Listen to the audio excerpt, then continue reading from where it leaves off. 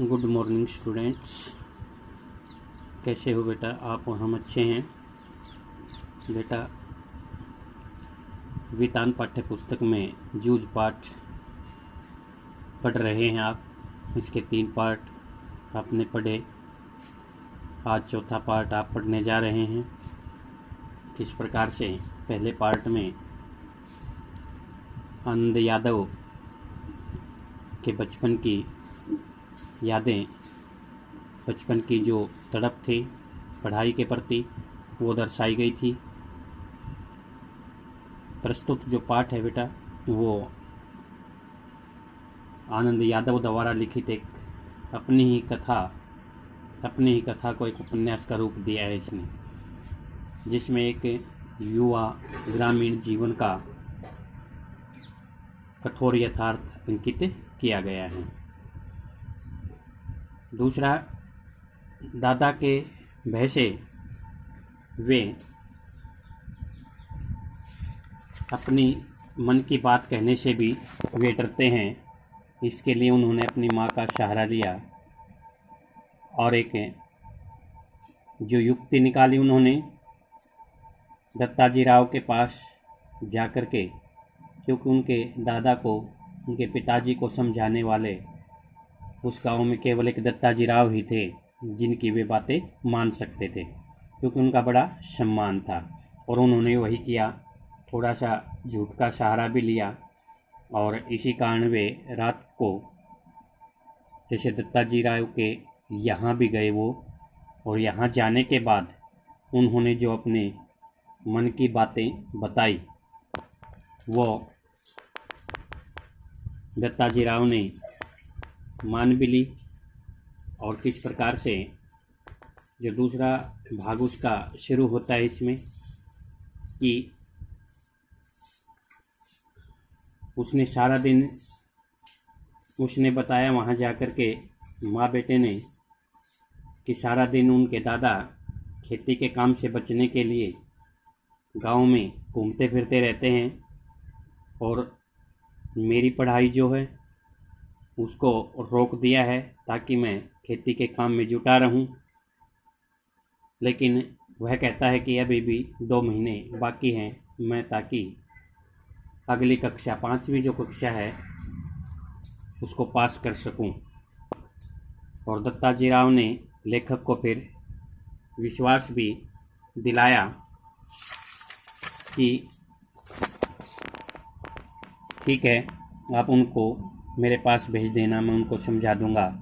और इस प्रकार से दूसरे पार्ट में वे उनको समझा देते हैं। और तीसरे पार्ट में आपने कल पढ़ा था बेटा कि किस प्रकार से उसने जो शर्त रखी थी 11 से 5 बजे के बीच में, कि 11 बजे से पहले विद्यालय में जाने से पहले उसको खेत में जाना है। और जैसे ही छुट्टी हो जाती है उसके तुरंत बाद उसको खेत में ही आना है और घंटे भर पशुओं को चराना है। यदि काम ज़्यादा हुआ खेती में तो उसको गैर हाजिर भी रहना पड़ सकता है। तो इस प्रकार से वह 11 से लेकर 5 बजे तक स्कूल जाने लगा। और वहाँ उसने बताया कि किस प्रकार से पहले दिन उसके साथ जो शरारत हुई थी, उसका मन कुंठित हो उठा था। और कुंठित होते होते उसके मन में जो भावना आई वो यही थी कि क्यों न मैं जो अपनी पाठशाला कुछ समय पहले लगती थी, जहाँ अपनापन लगता था, वह आज पराया दिखाई देने लगा था। और एक शरारती लड़के ने, एक चौहान के बेटे ने उसके साथ छेड़छाड़ भी की। उसके गमछे को उसके सिर से उतारा और सारी कक्षा में घुमाना, बेंच पे आगे रखना, टेबल पे आगे रखना, अध्यापक द्वारा उसको डांटना, फटकारना।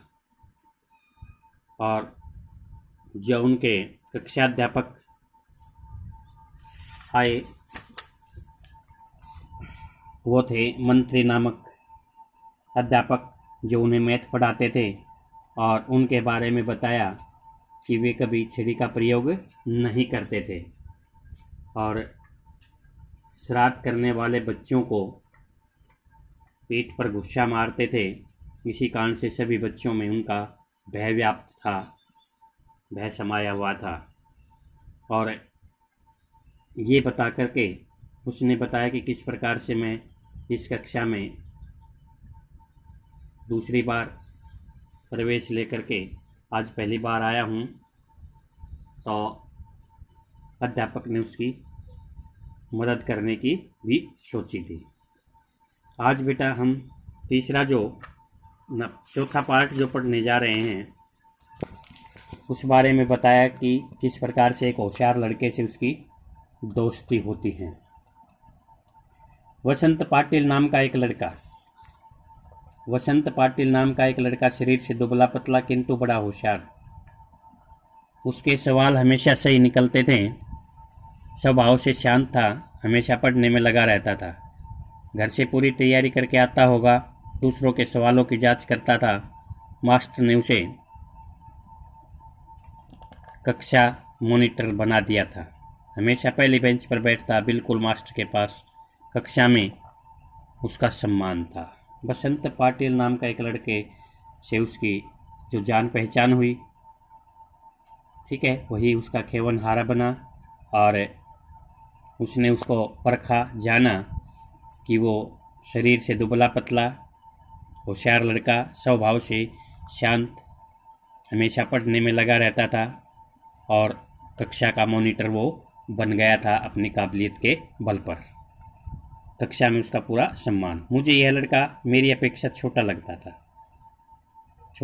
था क्योंकि उसका जो बीच का समय था वो खराब हो गया था, तो वो उससे उम्र में छोटा था। मैं उससे पहले ही 5वीं में पहुंच गया था। गलती से पिछड़ गया हूं मैं, इसलिए मास्टर को कक्षा की मॉनिटरी मेरे हाथ में सौंपनी चाहिए, मुझे ऐसा लगने लगा। लेखक को ये लग रहा था कि मैं इससे बड़ा हूं, इसलिए मुझे मॉनिटरी मिलनी चाहिए, न कि वसंत पाटिल को। दूसरी ओर यह भी लगता था कि मुझे 2 महीने में 5वीं की पूरी तैयारी करके अच्छी तरह पास भी होना है। दूसरे तरफ उसके मन में जो हलचल चल रही थी वो 2 महीने में ही एक कक्षा को पास करना था। कक्षा में दंगा करना, झगड़ा करना और पढ़ाई की उपेक्षा करना मेरे लिए मुनासिब नहीं था। कक्षा में शरारत करना, दंगा करना, लड़ाई करना और पढ़ाई का तिरस्कार करना, उसको छोड़ना उसके लिए संभव नहीं था, मुनासिब नहीं था, संभव नहीं था। हम तो इस कक्षा में ऊपरी हैं, यह नहीं भूलना चाहिए कि मैंने तो वैसे भी दाखिला लिया है, इसलिए मुझे यह नहीं भूलना चाहिए और अपनी पढ़ाई पर ध्यान देना चाहिए। इन सब बातों के कारण मेरा सारा ध्यान पढ़ाई की ओर ही रहा। वसंत पाटिल की तरह ही पढ़ाई का काम करने लगा मैंने अपनी किताबों पर अखबारी कागज के कवर चढ़ा दिए। अपना बस्ता व्यवस्थित रखने लगा, ठीक ढंग से व्यवस्थित होता, ठीक ढंग से। हमेशा कुछ न कुछ पढ़ने बैठता था। उसने यदि कक्षा में कोई शाबाशी का काम किया तो मैं भी दूसरे दिन वैसा ही कुछ करने लगा था। मन की एकाग्रता के कारण गणित झटपट समझ में आने लगा और सवाल सही होने लगे। इस प्रकार से उसने बताया कि जब उसने पूरा ध्यान लगा लिया था पढ़ाई में, तो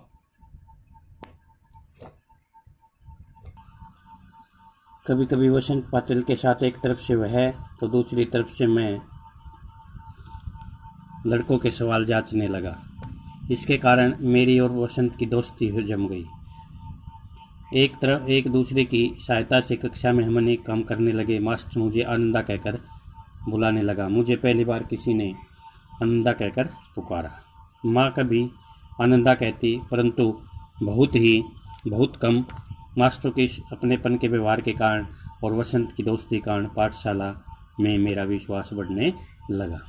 इस प्रकार से बताया कि वह धीरे धीरे अपनी पढ़ाई पर ध्यान देने लगा था और वसंत पाटिल जो लड़का मिला उसको उसने अपना साथी बनाया, उनकी दोस्ती बन गई और एक तरफ से कक्षा में वह सवाल जांचने लगा, दूसरी तरफ से वह भी।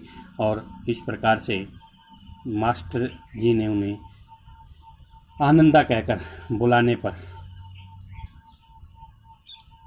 लेखक ने जो अपने मन के भाव व्यक्त किए हैं, खुशी जाहिर की है, वो यही है कि उसने पहली बार किसी ने उसको आनंदा कहकर पुकारा था।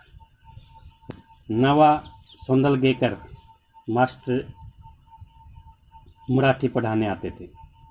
पढ़ाते समय वे स्वयं रम जाते थे। विशेषतः वे कविता बहुत ही अच्छे ढंग से पढ़ाते थे। कविता के बारे में बताया, जो मराठी के अध्यापक थे सोंदलगेकर, और वे कविता उन्हें अच्छे ढंग से पढ़ाते थे।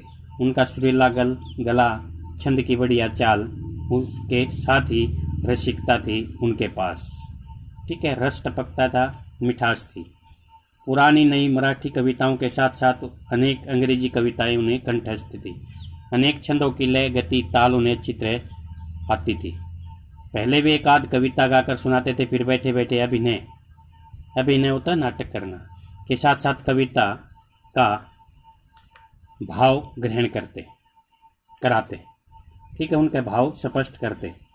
पहले लय से गाते उनको, गति और ताल से। ठीक है, उनका गला सुरीला था, छंद की बढ़िया चाल थी, और उसके साथ साथ मधुरता भी थी।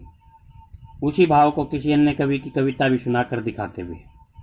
ठीक है, बीच में कवि यशवंत बोरकर, बारा तांबे, गिरीश केशव कुमार आदि के साथ अपनी मुलाकात के संस्मरण भी वे सुनाते।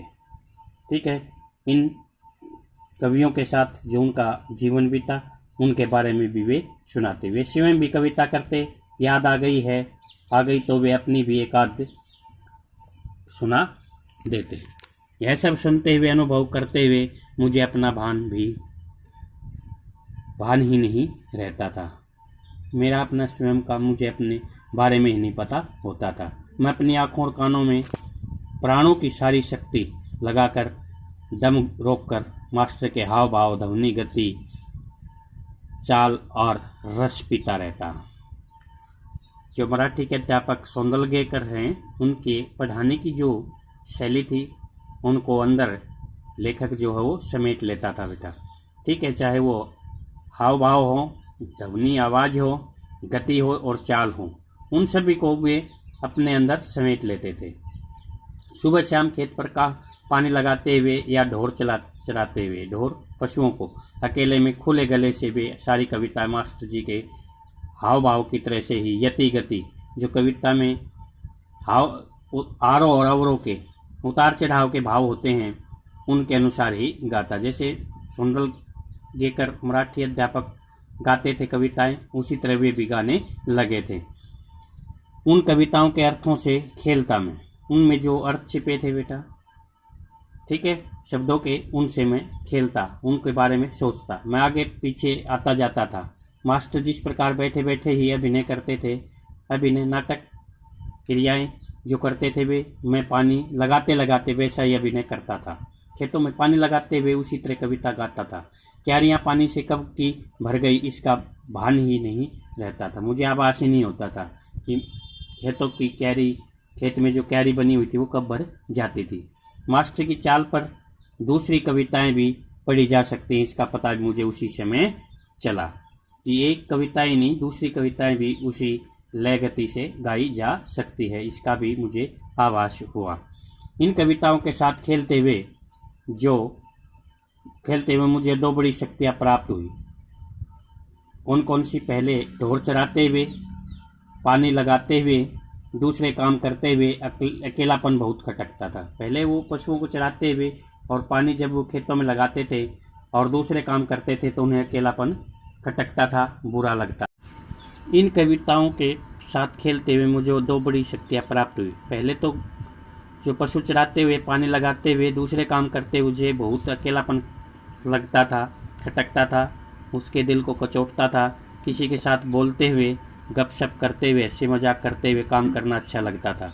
हमेशा कोई ना कोई साथ में होना चाहिए ऐसा लगता था। लेकिन अब अकेलेपन से कोई ऊब नहीं होती है, लेकिन अब उसे अकेलापन अच्छा लगने लगा है। किस लिए बेटा? कि वो कविताओं को आसानी से गा सके उन्हें समझ सके, और इसलिए अब उसे कोई ऊब नहीं होती है, उससे उबता नहीं है वो। ठीक है, मैं अपने आप से ही खेलने लगा, अपने आप को से ही खेलने लगा था वो। उल्टा अब तो ऐसा लगने लगा जितना अकेला रहूं उतना अच्छा, उसे अब अकेला रहना अच्छा लगने लगा था। इस कारण कविता ऊंची आवाज़ में गाई जा सकेगी, किसी भी तरह का अभिनय किया जा सकेगा, किसी भी तरह का नाटक जो क्रियाकलाप हैं वो की जा सकती हैं। कविता गाते गाते थूई थूई करके नाचा जा सकता था, अर्थात गाते हुए नाचना और कविता के हाव भाव के साथ ही नाचा जा सकता था। मैं सचमुच ही नाचने लगता था। मैंने नई कविताओं को अपनी खुद की चाल में गाना शुरू किया। अनंत काणेकर की कविता, जिसकी पहली पंक्ति इस प्रकार है: चांद रात पसरीते पांडरी गाया धरणीवरी, को मैंने मास्टर की चाल से अलग अपनी चाल में बिठाकर गाई। अर्थात जो अध्यापक सौंदलगेकर से सीखा था उससे थोड़ा सा अलग करके अपनी चाल में उसको गाया। किसकी कविता? काणेकर की। यह चाल एक सिनेमा के गाने के आधार पर थी। सिनेमा का जो गाना होते हैं उस चाल पे उसने उसको गा कर सुनाया। वह गाना केशव करनी जाती नामक छंद में था। उस कविता को मैं मास्टर की अपेक्षा ज़्यादा अभिनय के साथ गाता था। चेहरे पर कविता के भाव पैदा करने का प्रयत्न करता था। मास्टर का मेरा प्रयत्न इतना अच्छा लगा कि उन्होंने 6ठी 7वीं कक्षा के सभी लड़कों के सामने बुलवा कर उसको गवाया। पाठशाला के एक समारोह में भी उसे गवाया। इसके कारण मुझे लगा कि मुझे कुछ पंख निकल आए हैं, अर्थात मैं आगे बढ़ने लगा हूँ। वो सभी बातें, वो सभी चीज़ें उसने सौंदलगेकर से सीखी, और क्योंकि एक अच्छे अध्यापक के संपर्क में आने पर उसका जीवन निखरने लगा था, वह अब आगे बढ़ने लगा था, और उसको पंख निकल आने का मतलब है कि आगे की ओर वो हर दिशा में जा रहा था। इसी के कारण अब उसके मन में एक उत्साह था, जोश था। मास्टर स्वयं कविता करते थे। अनेक मराठी कवियों के काव्य संग्रह उनके घर में थे। वे उन कवियों के चरित्र, उनके संस्मरण बताया करते थे। इसके कारण ये कवि लोग मुझे आदमी ही लगने लगे थे। पहले उसको ये कविता करने वाले कवि आदमी नहीं लगते थे, लेकिन अब उन्हें कविता करने वाले ये कवि आदमी लगने लगे थे। खुद सौंदलगेकर मास्टर कवि थे, इसलिए यह विश्वास हुआ कि कवि ने अपने जैसा ही एक हाड़ मास का, क्रोध लोभ का मनुष्य ही होता है, कि मेरे जैसा ही, अपने जैसा ही एक आदमी होता है। सामने के चित्र में आप देख रहे हैं कि किस प्रकार से भैंसों को चराते हुए, उन्हें पानी पिलाते हुए, इसके ऊपर जो इन्होंने रस लिखा है, ये कविताएं करने का जो जज्बा इनमें पैदा हुआ, वो सब सौंदलगेकर की ही देन थी। मास्टर के दरवाजे पर छाई हुई मालती की बेल, मास्टर ने एक कविता लिखी थी। उनके दरवाजे पर जो एक मालती की बेल थी, उसके ऊपर उन्होंने कविता लिखी। वह कविता और वह लता मैंने दोनों ही देखी थी। इस कारण मुझे लगता था कि अपने आसपास, अपने गांव, अपने खेतों में कितने ही ऐसे दृश्य हैं जिन पर कविता बना सकता हूं मैं। यह सब कुछ अनजाने में ही होता रहता था। भैंस चराते चराते मैं फसलों पर, जंगली फूलों पर तुकबंदी करने लगा, तुक पिलाने लगा। जैसे उन्होंने सोचा कि भाई जब अध्यापक मालती की बेल पर कविता लिख सकता है, तो मैं भी क्यों न हमारे आसपास जो प्रकृति की चीज़ें हैं, फूल हैं चाहे फसल है, उन पे मैं तुकबंदी करने लगा। उन्हें ज़ोर ज़ोर से गुनगुनाता था और मास्टर को दिखाने भी लगा था। अर्थात उसके ऊपर जो कविता लिखी जाती थी, मैं सबसे पहले मुझे अध्यापक सौंदलगेकर को दिखाता था।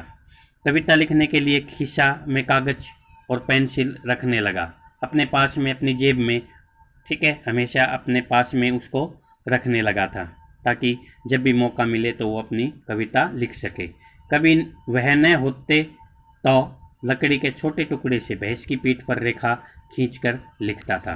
कभी ये कागज और पेंसिल अब उसके पास नहीं होती, तो क्या करता बेटा, वो भैंस की पीठ पर लकड़ी के छोटे से टुकड़े से वो है उस पर लिखकर देखता, या पत्थर की शिला पर कंकड़ से लिख देता। कोई पर पत्थर पड़ा होता बड़ा, तो उसके ऊपर एक कंकड़ लेकर के लिख लेता था। जब कंठस्थ हो जाती तो पोंछ देता था। जब उसे याद हो जाती थी तो उसे वह पहुँच देता। किसी रविवार के दिन एक आध कविता बन जाती तो सोमवार के दिन मास्टर को दिखाता। रविवार को जब वो कविता लिख लेता, तैयार कर लेता, तो अगले दिन सोमवार को वह मास्टर को दिखाता। बहुत बार तो सवेरा होने तक का धीरज छूट जाता। अगर भाई सवेरा कविता लिखने के बाद उसका धैर्य जो था वो छोड़ जाता काम, और वह रात को ही मास्टर के घर जाकर कविता दिखाता। अर्थात उसके मन में जो पढ़ने की तड़प जागी, कविता लिखने का भाव जो जागा बेटा, वो सब मास्टर की ही देन थी। और रात में भी वह उसको दिखाने के लिए वहाँ पहुँच जाता। वे उसे देखते और उसे क्या शाबाशी देते, उसकी सराहना करते। और फिर कभी कभी तो कविता के शास्त्र पर एक पूरी महफिल हो जाती उनकी। बोलते बोलते मास्टर बताते कवि की भाषा कैसी होनी चाहिए, संस्कृत भाषा का उपयोग करने के लिए किस तरह होता, उपयोग कविता के लिए किस तरह होता है, छंद की जाति कैसे पहचानें, उसका लय क्रम कैसे देखें, अलंकारों में सूक्ष्म बातें कैसी होती हैं, अलंकारों का भी एक शास्त्र होता है, कवि को शुद्ध लेखन करना क्यों जरूरी होता है, शुद्ध लेखन के नियम क्या हैं, आदि अनेक विषयों पर वे सहज बातें बताते हुए। कौन? सौंदलगेकर कवि जो थे, वे उन्हें सारी बातें बताते कि किस प्रकार से जहाँ कमी होती है उसको भी वे बताते। मुझे अपने प्रति अपना अनुभव हुआ, अपने बारे में वो खुद जानने लगा कि मैं कितना कहाँ तक पहुँच पाया हूँ। वे मुझे पुस्तक देते, नई पुस्तकें दे देते कविता करने के लिए, पढ़ने के लिए, अलग अलग प्रकार के कविता संग्रह देते। और उन्होंने कई नई तरह की कविताएं सुनाई तो लगा मैं इस ढर्रे पर, इस राह पर कविता बनाऊं, मैं इस मार्ग पर मैं भी चलूं। फिर तो सारे दिन उस दिशा में मेरी कोशिश चलती रहती। इन बातों से मैं सौंदलगेकर मास्टर के बहुत नज़दीक पहुंच गया। कविता करने में, कविता सुनकर के मेरे मन में जो भाव जागृत हुए, मुझे अपने आप में ये लगने लगा कि मैं मास्टर के बहुत करीब पहुंच गया हूं। और जाने अनजाने मेरी मराठी भाषा सुधरने लगी। अब उसकी भाषा भी सुधरने लगी थी, मराठी में जो उसकी पहले रुचि नहीं थी। आगे उसे लिखते समय मैं बहुत सचेत रहने लगा, अलंकार, छंद, लय आदि को सूक्ष्मता से देखने लगा, शब्दों का नशा चढ़ने लगा और ऐसा लगने लगा कि मन में कोई मधुर बाजा बजता रहता है। कविता करते समय उसके मन में जो भाव जागृत होते, जो बताते, क्योंकि उसके ऊपर जो प्रभाव था सौंदलगेकर का वो इतना था कि जहाँ तक भी जो भी चीज़ें उसको दिखाई देती उनमें वह सभी पे अपनी कविता लिखने के लिए कोशिश करता।